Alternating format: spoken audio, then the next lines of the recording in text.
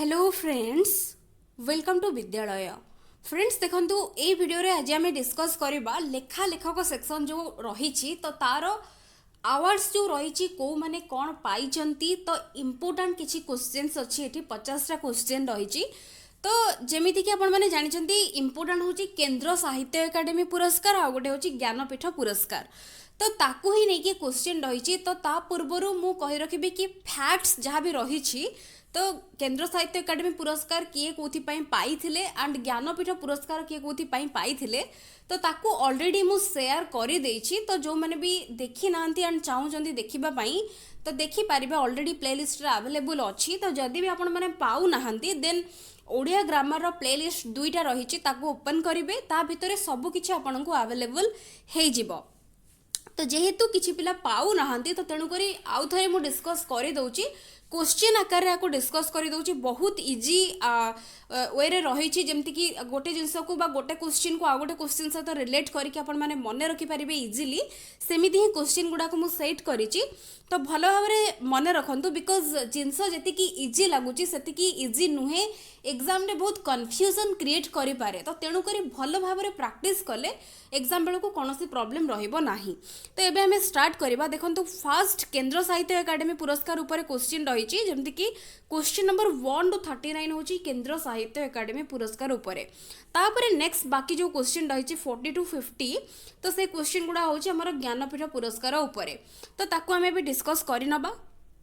तो देखंतु फर्स्ट जो क्वेश्चन रही कि केउ रचना पई केंद्र साहित्य एकाडेमी पुरस्कार पाइथिले।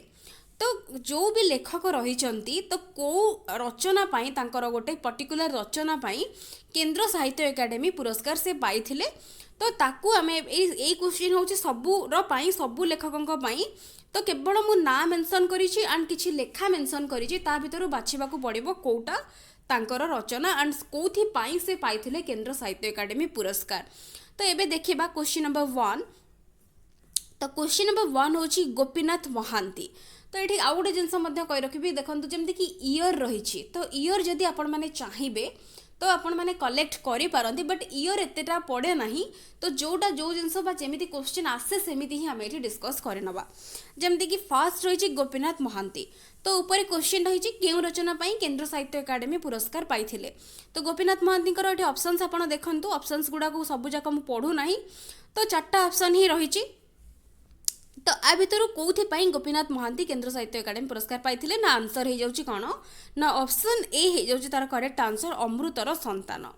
तो ये देखो नेक्स्ट क्वेश्चन आसिलानी कि अमृतर संतान बा गोपीनाथ महांती रचित अमृतर संतान एक गल्प क्षुद्र गल्प उपन्यास ना एकांकिका। तो ये जहाँ भी मेंशन रही तो सबूर ऑप्शन टिके टिके भ्यारी करिवो बिकॉज मैक्सिमम लेखकंकर यही सब ही रही रचना जमती कि गल्प है उपन्यास है कविता है एकांकिका है बा नाटक है आपको ही नहीं कि आपन को ऑप्शन देखा मिलिबो।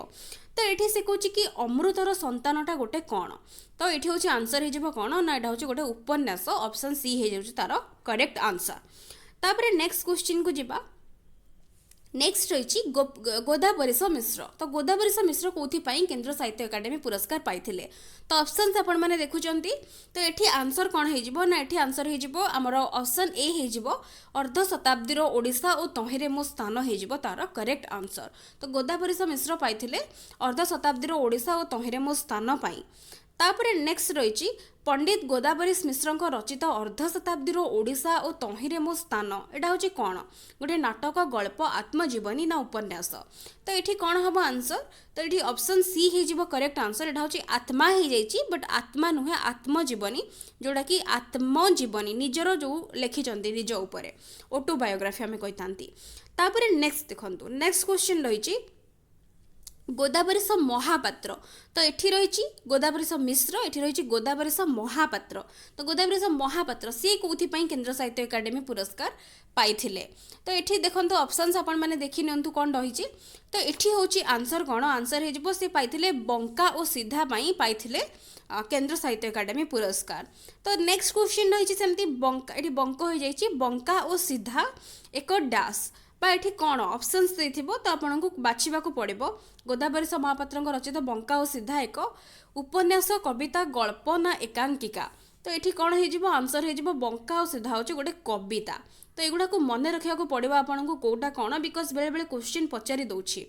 तापर नेक्स्ट सुरेंद्र महांती कौन पाई केंद्र साहित्य एकाडेमी पुरस्कार। तो ऑप्शंस देखो आपण मैंने ऑप्शंस ये रही तो अभी मुझे आंसर कहूँ तो ये आंसर हो नीलशैल से पाई केंद्र साहित्य एकाडेमी पुरस्कार। नेक्स्ट हूँ क्वेश्चन कौन ना नीलशैल सुरेंद्र महांती रचित नीलशैल एक कौन जमती कि गल्प हूँ ना उपन्यास एकांकिका ना नाटक। नीलशैल हूँ गोटे उपन्यास बा गोटे नॉवेल। तापर नेक्स्ट रही मनोज दास कौन मनोज दास कहाँपाई सी पाई केंद्र साहित्य एकाडेमी पुरस्कार। तो ये मनोज दास पाई कथा और कहानी पाई। तो कथा और कहानी हूँ गोटे क्षुद्र गल्प ये ऑलरेडी मेंशन हो जाइए। तो नेक्स्ट क्वेश्चन रही कि कथा और कहानी गोटे कौन मनोज दास को रचित कथा और कहानी एक कौन जमती कि ऑप्शंस देखो रही गल्प क्षुद्र गल्प आत्मजीवनी ना उपन्यास। तो आंसर रहिबो कौन क्षुद्र गल्प हम तार करेक्ट आंसर। तापर राधामोहन गडनायक ये रही ऑप्शंस देखो उत्कलिका सूर्य और अंधकार पशुपक्षीर काव्य बाजीराउत। तो कौन से पाई तो ये आंसर हो जाऊँगी ऑप्शन बी जोड़ा कि करेक्ट आंसर सूर्य और अंधकार से पाई केंद्र साहित्य एकाडेमी पुरस्कार।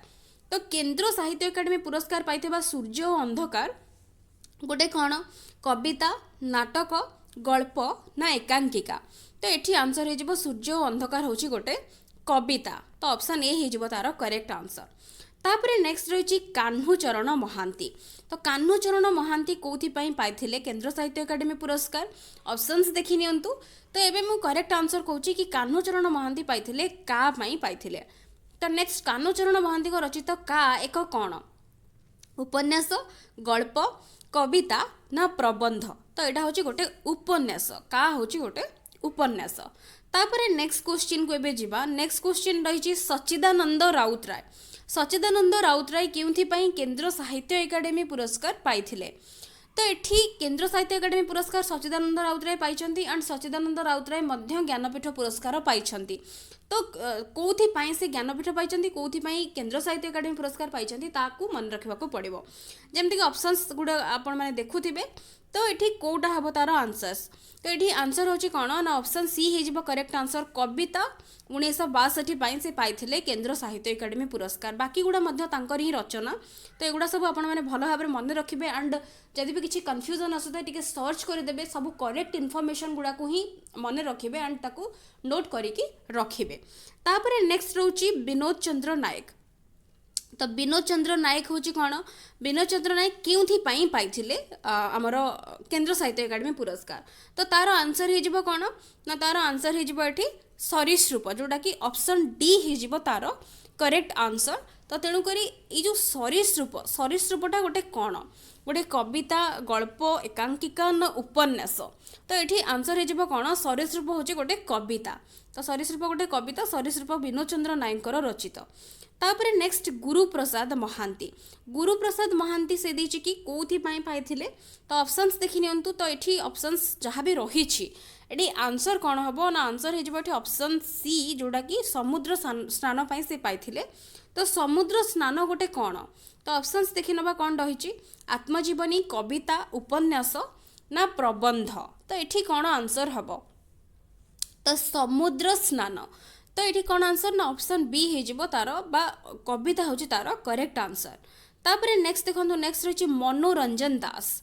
तो मनोरंजन दास क्यों पाई तो ऑप्शंस देखो। तो ये आंसर हूँ कौन ना अरण्य फसल से पाई। तो अरण्य फसल ये रचित अरण्य फसल गोटे कौन नाटक एकांकिका उपन्यास ना क्षुद्र गल्प। तो ये कौन मनोरंजन दास को रचित जो अरण्य फसल। तो यहाँ गोटे कौन अरण्य फसल हूँ मन रखु यहाँ गोटे नाटक। तो तेणुक ये ऑप्शन ए ही हो तार करेक्ट आंसर। तापर नेक्स्ट आसचंती सीताकांत महापात्र क्यों पाई केंद्र साहित्य एकाडेमी पुरस्कार। तो ऑप्शंस देखो समुद्र आकाश शब्दर आकाश समुद्र परज एवं समाधि। तो कौन से पाई तो ये आंसर हो जाऊँगी शब्दर आकाश से पाई केंद्र साहित्य एकाडेमी पुरस्कार। तो शब्दर आकाश जदि कौन शब्दर आकाश गोटे रचित गोटे कौन सेटा।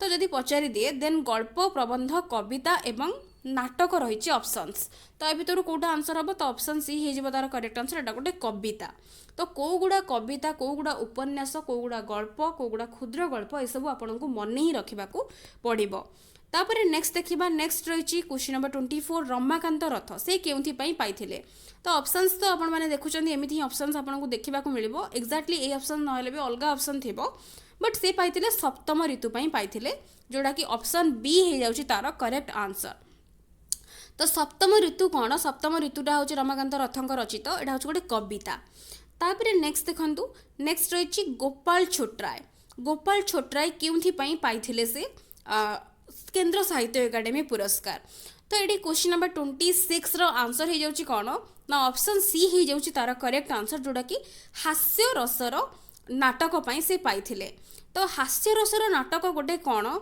ना हास्य रसर नाटक गल्प नाटक ना एकांकिका ये पुणी नाटक हो जाइए कविता हम जहाँ भी गोटे अलग उपन्यास गोटे ऑप्शन रहिबो बट देखो ये रही हास्य रसर नाटक जड़े भाव कि नाटक ही हम बट यहाँ नाटक नुहे यहाँ एकानिका हो जाइए तो ओडिया लेखिला बेले आपने जानते जमी कि बहुत प्रोब्लेम है कि एमती सब मिस्टेक्स रही जाउची बट आपण मैंने करेक्ट करने बिकज जहाँ भी भूल रही स्पेलिंग हो जहाँ भी हो ताकू करेक्ट आपण मैंने नोट करके रखिए यहाँ हूँ एकांकिका हूँ आमर करेक्ट आंसर जोड़ा कि एकांकिका हूँ हास्यरसर नाटक हूँ गोटे एकांकिका तो यहाँ मन रखिए तापर नेक्स्ट रही कालीचरण पट्टनायक कौथि पाइथिले ना कालीचरण पट्टनायक पाइथिले आंसर हो जाउछि तार कौन ना कुंभार चक से पाइथिले तो ये 28 नंबर आंसर हो जाउछि ऑप्शन ए जो केंद्र साहित्य एकाडेमी पुरस्कार से पाइथिले तो जोटा कि कुंभार चकटा गोटे कौन तो कुंभार चक ये हो जीवनी गल्प आत्मजीवनी ना उपन्यास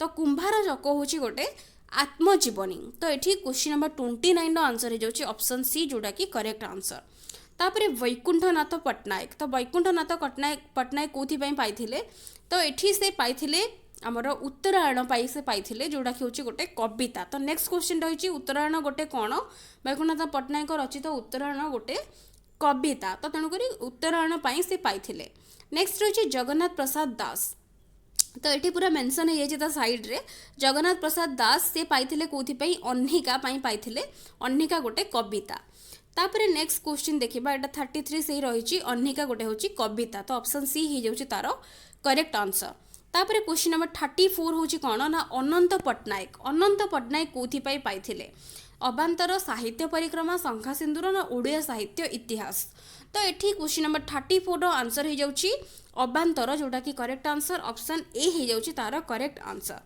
अबांतर जोटा रचित होइछि अनंत पट्टनायक सेटा गोटे कौन उपन्यास गल्प कविता ना एकांकिका तो ये देखो आंसर कौन हो अबांतर हूँ गोटे एकांकिका सॉरी ये हूँ अबांतर हूँ गोटे कविता एकांकिका नुहे यहाँ हूँ गोटे कविता जोटा कि ऑप्शन सी हो जाउछि तार करेक्ट आंसर तापर नेक्स्ट देखो कुंज बिहारी दास तो कुंज बिहारी दास रही मो कहानी लंका यात्रा ओडिया लोक नील लहरी तो कुंज बिहारी दास कौथि पाइथिले तो आंसर हो जाउछि मो कहानी से पाइथिले तो मो कहानी ताकू देखिकी ही जानि पारथिबे आपण माने एटा होछि गोटे सिंपल गोटे आत्मजीवनी ऑप्शंस जहाँ भी रही आत्मजीवनी जोटी सेटा होछि करेक्ट आंसर तापर next question number 38 Mohapatra Nilamani Sahu तो केउथि पाइथिले तो ये आंसर हो जाउछि कोन ना देखि पारथिबे आपण माने ऑप्शन ए जोटा कि अभिशप्त गंधर्व से पाइथिले जोटा कि होछि गोटे क्षुद्र गल्प तले क्वेश्चन पचारि महापात्र नीलमणि साहू रचित अभिशप्त गंधर्व एक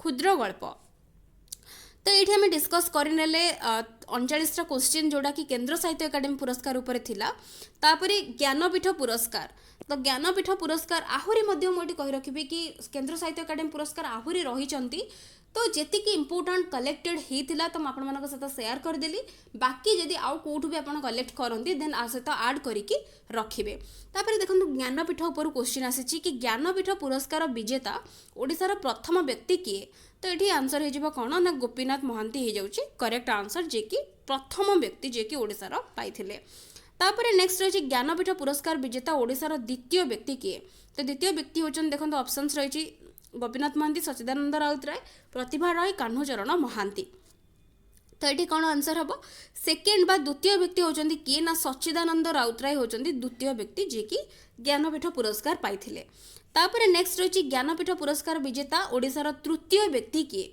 तो तृतीय व्यक्ति होचंदी किए ना सीताकांत महापात्र हो करेक्ट आंसर। तापर नेक्स्ट रही चतुर्थ व्यक्ति किए तो चतुर्थ व्यक्ति होचंदी प्रतिभा रॉय। तो ये मन रखु कि 4 जन ही आमर ओडियारू ओडिशार पाइछन्ती जो माने कि ज्ञानपीठ पुरस्कार विजेता तो ओनली 4 जन ही पाइछन्ती आज पर्यंत जो मानक ना आमे देखिले प्रथम किए द्वितीय किए तृतीय किए एंड चतुर्थ किए एमती क्वेश्चन मध्य पचारि दउछि जेहेतु 4 जन ही पाइछन्ती तेणुकरी आंकर बेसी क्वेश्चन पचारि देथाय। तापर नेक्स्ट रही गोपीनाथ महांती केउं पुस्तक पई ज्ञानपीठ पुरस्कार पाइथिले अमृतर संतान माटी मटाळ हरिजन ना परजा। तो गोपीनाथ महांती ना तो आपण मैंने शुणी थे सी केते बड़ जड़े लेखक तो सी के से बोथ दुईटा जाक पाइथिले केंद्र साहित्य एकाडेमी पुरस्कार एंड ता सहित ज्ञानपीठ पुरस्कार मध्य से पाइथिले। तो अमृतर संतान पाई से पाइथिले केंद्र साहित्य एकाडेमी पुरस्कार आमे एबे डिस्कस कले बट कोथि पई ज्ञानपीठ पुरस्कार पाइथिले तो एठी आंसर हेउची माटी मटाळ। तो एटा होची गोटे उपन्यास एटा मध्य गोटे उपन्यास तो जदि पचारिबो माटी मटाळ एक उपन्यास गल्प क्षुद्र गल्प बा आत्मजीवनी देन आंसर हबो कोन ना उपन्यास। नेक्स्ट क्वेश्चन देखो नेक्स्ट रही सच्चिदानंद राउतराय केउ मसीहारे ज्ञानपीठ पुरस्कार पाइथिले ये 4 जनकर जेहेतु रही तो मसीहा गुड़ा बा जोड़ा इयर जोड़ा मन रखा इजी हम एत भी डिफिकल्ट नाई तो तेणुक गोटे क्वेश्चन मुझे आपने जाना जरूरी। तो फास्ट देखो 1973 पाइथिले गोपीनाथ महांती 1986 पाइथिले सच्चिदानंद राउतराय 1993 पाइथिले सीताकांत महापात्र 2011 पाइथिले आमर प्रतिभा राय। तो एतिकी ही रही तो 4 जन ही पाइछन्ती तांको इयर गुड़ा मन रखिदेवे। तापर नेक्स्ट रही सीताकांत महापात्र केउ रचना पाई ज्ञानपीठ पुरस्कार पाइथिले तो ज्ञानपीठ पुरस्कार जो पाइथिले सीताकांत महापात्र शब्दर आकाश पाई से पाइथिले केंद्र साहित्य एकाडेमी पुरस्कार बट केउथि पाई से पाइथिले ज्ञानपीठ पुरस्कार। तो ऑप्शंस देखंतु रही शब्दर आकाश समुद्र परजा और साहित्य क्षेत्र में उल्लेखनीय अवदान पाई शब्दर आकाश पाई से पाइथिले केंद्र साहित्य एकाडेमी पुरस्कार। तो तेणुकर एटा हबो नाही तो आंसर कौन हम तो ये आंसर हो कौन ना साहित्य क्षेत्र में उल्लेखनीय अवदान पाई से पाइथिले ज्ञानपीठ पुरस्कार। तो गोटे जिनस मन रखु जोड़ा कि मु इयर कहली आमर 1973 1986 तापर 1993 तापर हो 2011 तो केवल गोपीनाथ महांती ही पाइछन्ती आमर कौन ना माटी मटाळ पाई पाइछन्ती ज्ञानपीठ पुरस्कार बाकी समस्ते साहित्य क्षेत्र में उल्लेखनीय अवदान पाई पाइछन्ती कौन पाई ना जेतेबेले ज्ञानपीठ पुरस्कार दिया जाउथिला तो 1982 मसीहा पूर्व जेतेबेले ज्ञानपीठ पुरस्कार दिया जाउथिला तो गोटे पर्टिकुलर लेखा पाई दिया जाउथिला बट तापरे ताकू चेंज कर देकी साहित्य क्षेत्र में उल्लेखनीय अवदान पाई बहुत रचना बहुत किछि साहित्य माई करिसन्ती जो माने तांकू दियागला ज्ञानपीठ पुरस्कार। तो एपर्यंत ओडिशारू 4 जन ही पाइछन्ती।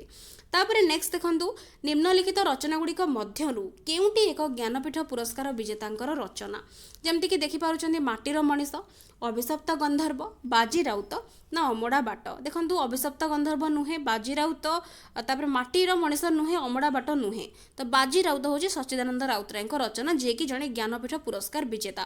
तो आंसर हो ऑप्शन सी। तापर नेक्स्ट क्वेश्चन रही निम्नलिखित रचना गुड़िक मध्यरु केउटी ज्ञानपीठ पुरस्कार विजेता प्रतिभा रायंकर रचना तो अमृतर संतान पल्लीश्री शिलापद्म ना चित्रग्रीव। तो ये प्रतिभा राय कौन पाइथिले आमर कौटा हूँ तांकर रचना ज्ञानपीठ पुरस्कार विजेता प्रतिभा राय रचना हूँ शिलापद्म। तो शिलापद्म तो प्रतिभा राय केउंथि केंद्र साहित्य एकाडेमी पुरस्कार पाइथिले कि पाई नथिले सेटा हूँ आपण मैंने सर्च करेंगे यहाँ हूँ आपंप होमवर्क क्वेश्चन। तापर नेक्स्ट देखा नेक्स्ट रही प्रतिभा राय केउ मसीहारे ज्ञानपीठ पुरस्कार पाइथिले तो जस्ट मुझे कहली 2011 से लास्ट पाइथिले एबे रिसेंटली प्रतिभा राय ही पाइछन्ती तापर आउ कि पाई नाहांती।